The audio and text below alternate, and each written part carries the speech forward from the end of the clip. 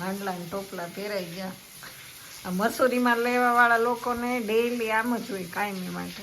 તો તારો બાપ અહીંયા આપણે શિયાળો હતો અને સોમવાર આવ્યો થાય.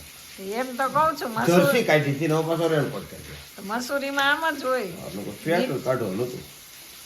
હવે તમે પાછો રેન હવે પાછો થઈ ચોમાસું છે, શિયાળો છે, ઉનાળો છે. આંબા લગાવે તો શું કહ્યું? કેરી તો નથી ખાવા દેતો, પણ ટાઈટે નથી ખાવા દેતો. કેરી તો નથી ખાવા દેતો. એને તમને ખેડૂત ને જાગૃત કરે એમ નથી કેતા. જાગૃત કરે.